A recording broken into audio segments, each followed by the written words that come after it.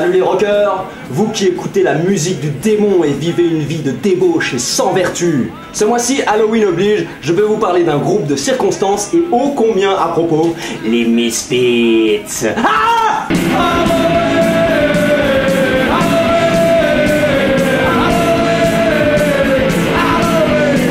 Alors attention de ne pas confondre avec Mystique, la sorcière dans la bande à Picsou, avec la Misfistinière, un club de joyeuderie qui s'amuse à s'enfoncer divers objets dans le cul, ou encore avec les Misfits, groupe du même nom apparaissant dans le dessin animé Jem et les hologrammes, diffusé dans le Club Dorothée. Et vous allez gagner. Ça vaudrait mieux, surtout pour vous.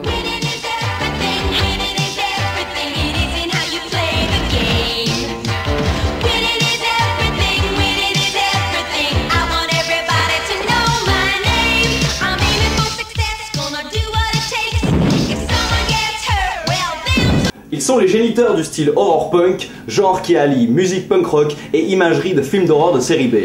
Le groupe est dirigé par Glenn Danzig, auteur-compositeur et chanteur charismatique à la musculature impressionnante. Ça démarre en 1977 aux États-Unis, dans la ville de Lodi, dans le New Jersey, quand Glenn Danzig décide de former un groupe dont le nom est tiré du titre du dernier film de Marilyn Monroe, The Misfits. Ce mot désigne en anglais quelqu'un qui ne s'intègre pas en société. Danzig lui-même se définit comme un antisocial et un marginal. Cela peut se comprendre puisque bien qu'il ait tout stoppé à l'âge de 15 ans, il passe le plus clair de son temps à se bourrer la gueule, à prendre des drogues et à se friter avec des gens dans la rue. Et ce dès l'âge de 11 ans quand même, hein. Ouais, faut que je fasse gaffe à ce que je vous raconte parce que sinon je risque de me faire choper par la police du rock. Vous savez, c'est les types qui se posent toujours au premier rang dans les concerts avec les bras croisés comme ça, avec un air patibulaire en train de regarder les musiciens sur scène mais sans broncher. Ils sont pas forcément là parce qu'ils apprécient la musique, mais plutôt pour montrer qu'ils sont là. Non mais déconnez pas, hein, si je fais pas gaffe, ils risquent de me coffrer, de me retirer mon permis de rocker et ma licence en rockologie. Bref, Danzig recrute donc le guitariste Jimmy Battle, la bassiste Diane DiPiazza et le batteur Manny Martinez pendant que lui occupe le poste de chanteur claviériste. Après quelques répètes, le guitariste et la bassiste quittent le groupe. Le batteur propose de prendre son pote, Jerry Cayafa, qui vient de se faire offrir une basse pour Noël. Ils enregistrent tous les trois et sans guitare leur premier single intitulé Cough Cool en 1977, sorti sur leur propre label Blank Records. Vous connaissez le deuxième effet Cough Cool? Cough Cool, Kiss Cool, les bonbons, non? Sur la pochette du disque, le nom de Cayafa est mal orthographié. Alors ce dernier, en ayant plein le cul, décide qu'à l'avenir il sera crédité uniquement par son prénom. Jerry, juste Jerry. Ah bon? Il a pas de nom. Bah je viens de te le dire, il s'appelle Jerry. Le mot « juste » se traduit en anglais par « only ». Et Jerry Only devient très vite son surnom pour le restant de sa carrière. Les deux premiers concerts du groupe ont lieu au légendaire CBGB à New York et sont très vite suivis par d'autres concerts dans la région. Peu de temps après, le guitariste Frank Licata, appelé Francescoma, rejoint le groupe, ce qui permet à Glenn Danzig de lâcher le clavier et de se concentrer uniquement sur le chant. Puis il se sépare de Martinez, leur batteur, et le remplace par Mr. Jim Catania. C'est alors que le groupe se voit offrir une opportunité d'enregistrement quelque peu spéciale. En effet, la major Mercury Records souhaite utiliser le nom de Blank Records pour l'une de ses filiales et leur propose de racheter le nom en échange d'un enregistrement studio gratuit. Danzig accepte et en janvier 1978, ils enregistrent leur premier album, Static Age. Malheureusement, ils ne trouvent aucun label pour les soutenir ou pour distribuer leur album et sortent donc 4 chansons sur un single intitulé Bullet sur leur propre label rebaptisé maintenant Plan 9 Records. Ce nouveau nom fait référence au film de science-fiction Plan 9 from Outer Space du réalisateur Ed Wood sorti en 1959. L'album en entier ne sera pas édité avant 1997. C'est ma nouvelle copine. Elle est belle, hein? Eh, tu sais que t'es bonne, toi? Je vais te faire ta fête ce soir, hein? Le groupe donne de plus en plus de concerts et c'est à cette époque qu'il donne la touche finale au style horror punk en adaptant leur image en rapport avec les textes de Danzig inspirés de vieux films d'horreur de série B. Danzig peint les os d'un squelette entier sur ses tenues de scène et Jerry Only applique du maquillage noir sous ses yeux. Il donne aussi à ses cheveux la forme d'une longue pointe descendant jusqu'à son menton.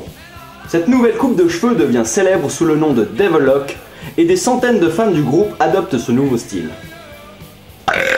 Octobre 78, le guitariste quitte le groupe ne supportant plus les tournées et est remplacé momentanément par Rick Riley, puis par Bobby Steele. Le batteur lui aussi se fait la malle, n'appréciant plus la direction horrifique que prend le groupe. Il est donc remplacé par Joey Image. En 1979, ils sortent le single Horror Business avec une pochette sur laquelle apparaît un crâne, celui de l'affiche du film de 1964, The Crimson Ghost. Ce crâne devient rapidement la mascotte et le logo du groupe pour le restant de leur carrière. Le groupe crée également à cette époque un fan club appelé The Fin Club, organisé par Danzig lui-même dans la cave de chez sa mère. Il fabrique lui-même les t-shirts du groupe, assemble les pochettes d'albums, édite le catalogue de merchandising, répond aux courriers des fans et organise des concerts. Le tout de manière totalement artisanale. Y a pas beaucoup de groupes qui auraient l'énergie et la patience de faire ça de nos jours, hein. Ouais, je vais te casser la chatte, quoi, en levrette, ouais. Hein, t'aimes ça, hein?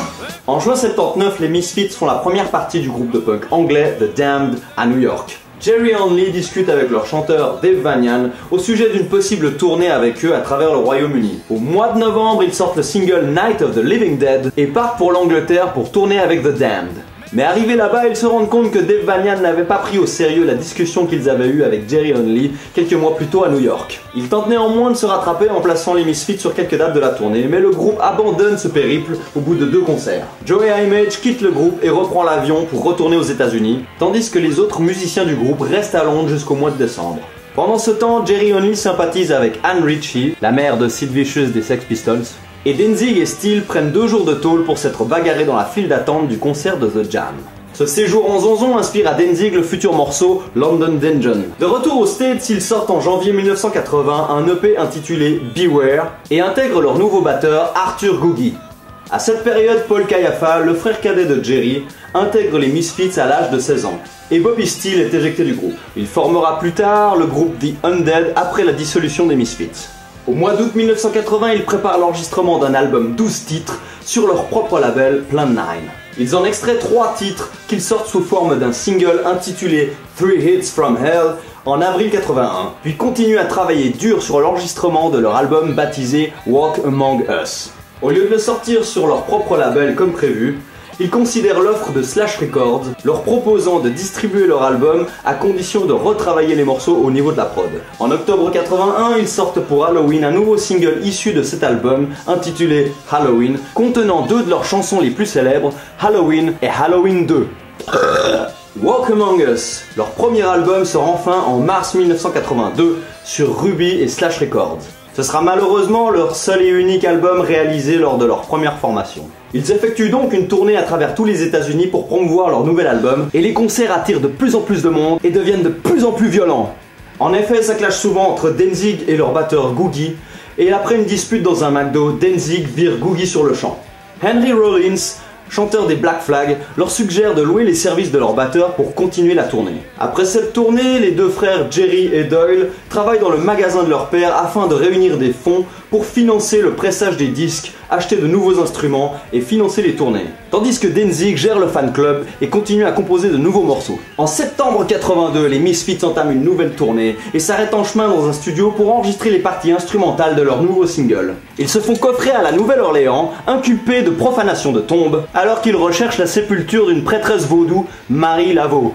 Ils payent leur caution avec les recettes des premiers concerts de la tournée, puis filent à l'anglaise pour échapper à leur jugement, direction la Floride pour leur prochain concert. Juste après la tournée, ils sortent un live 7 titres intitulé Evil Live en série limitée et réservé aux membres du fan club en novembre 82. C'est à cette époque que Danzig exprime sa frustration vis-à-vis du groupe. Il confie même à Henry Rollins qu'il compose déjà de nouveaux morceaux pour un projet solo. Au mois de juillet 83, les Misfits finissent d'enregistrer leur nouveau single, mais Danzig propose d'enregistrer des nouveaux morceaux qu'il a composés pour son album solo afin d'en faire un album complet. Ce disque s'intitule Earth AD Wolf's Blood avec des influences de punk hardcore et de heavy metal. Cette même année, le groupe donne un concert à Détroit pour Halloween comme à l'accoutumée, mais ce sera malheureusement le dernier de cette formation. En effet, Brian Damage, leur nouveau batteur, arrive complètement bourré sur scène, incapable de jouer les morceaux. C'est donc le batteur de The Necros, groupe qui faisait ce soir-là la première partie des Misfits, qui le remplace au pied levé. En plein concert, Danzig en a plein le cul et annonce au public qu'ils sont en train d'assister au dernier concert des Misfits. Voilà, je m'arrête là concernant les Misfits, malgré qu'en 1995 ils se soient reformés sans Glenn Danzig avec Michael Graves au chant, et qu'ils aient néanmoins sorti quelques bons albums tels que Famous Monsters ou American Psycho. Ils ont également enregistré un album de reprise de chansons des années 50 intitulé Project 1950. Le batteur qui a enregistré sur ce disque n'est autre que Marky Ramones, ex-batteur des Ramones. Glenn Danzig, de son côté, a poursuivi une carrière solo assez fructueuse, dont on retiendra particulièrement le morceau Mother, dont voici le clip. Ouais, vas-y, clique. Ah, mais attends, tu regardes la vidéo sur un téléphone mobile ou sur une tablette? Ah, mais ça marche pas, t'es niqué, mec. Malgré leur dissolution, leur musique a continué à influencer d'autres groupes tels que Metallica, Guns N' Roses, AFI, Type O Negative, Matseen, etc. À plusieurs reprises, le chanteur Henry Rollins du groupe Black Flag fut invité pour chanter avec les Misfits sur scène, étant un de leurs plus grands fans de la première œuvre. Sinon, qu'est-ce que j'ai encore comme anecdote là? Ah oui, la 20th Century Fox a même proposé à Danzig d'incarner le rôle de Wolverine dans le film X-Men. Mais ce dernier a refusé l'offre de peur de ne pas pouvoir poursuivre sa carrière musicale correctement. Malgré une fanbase très fidèle, le groupe n'a jamais dépassé le niveau de l'underground au niveau de sa notoriété. C'est bien plus tard, dans les années 80 et bien après leur dissolution, que le groupe se fut vraiment connaître aux yeux du grand public. En effet, après avoir sorti son terrible album Master of Puppets, le groupe Metallica enregistra un nouvel album de reprise, incluant 2 morceaux des Misfits, Last Caress et Green Hell. Les fans de Metallica ayant écouté l'album se sont demandé qui était ce groupe, les Misfits, et se sont rués sur les disques de ces derniers. Cliff Burton et James Hetfield étaient tous deux de grands fans des Misfits et ont tenu à leur rendre hommage de cette manière. Pour preuve, si on regarde sur la pochette de Master of Puppets, on voit très clairement Cliff Burton porter un t-shirt des Misfits. Il s'était même fait tatouer leur logo sur l'épaule gauche. Et il vous fait pas penser à quelqu'un, lui? Mais si vous vous souvenez, les Guman, cette mini-série diffusée dans Téléchat, une sinistre émission pour les enfants. Les Guman,